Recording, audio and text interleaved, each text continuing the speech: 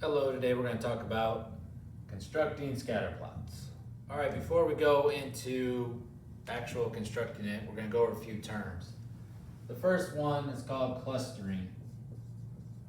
So clustering is when a lot of points, so call this a data set of grades on a test. Alright, so I have 43, 75, all the way up to 99. So clustering is where you have a group of numbers, group of data points around a value. So here, our cluster would be right there. Alright? There are a lot of data points that are very, very close to each other, basically. So after that, so you have 87, 88, 89. Then you go up to 95. So that's not a part of the cluster. Here you go down to 82. As long as they're all grouped together like that, that's considered a cluster or clustering.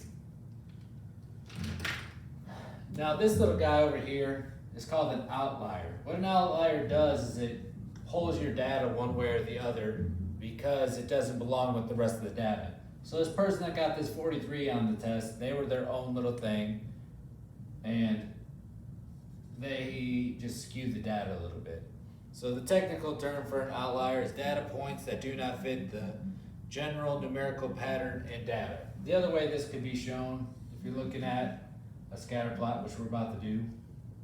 So say we had all of these points that we got, right? Then you have one way up here. That's an outlier, right? It's just something that doesn't fit into the mold of the actual data. All right, now we are going to construct a scatter plot based on this data right here. So the first thing I want to do is draw a coordinate plane.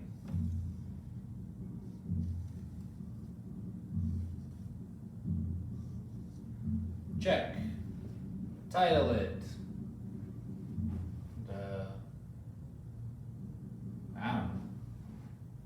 Title however you want. Determine the scale for each one. So let's call this miles, let's call this hours, and let's do a scale of 1.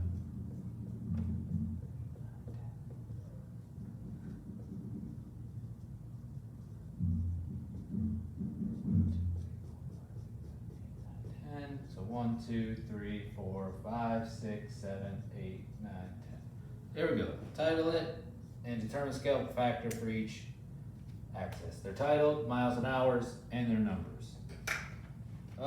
Plot data points. All right, so I have my data points up here.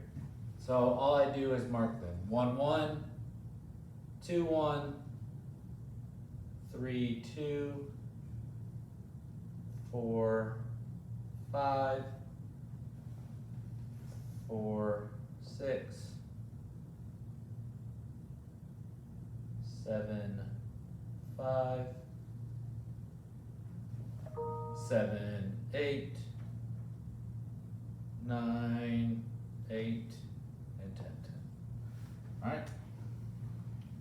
So it has been plotted. Then look for patterns or trends. All right. So what is this one doing? Well, it's going from down to up. So if it's going from down to up, if I want to draw this as a line, I'll draw it over here. This is called a positive. Is there a special name for it? Relationship. So this is when you go from down to upward, downward to upward. And I'm trying to write everything at once. And variables increase together. Right. So that's what happened here. All of this is for that type of arrow right there. All right. So it's a positive relationship. It goes from down to up, and variables increase together. And that's what happened. So it went 1, 1, then it went 2, 1, 3, 2, and you can see they're all increasing together because they're going in that direction. Now, if it went the other way, that would be called a negative relationship.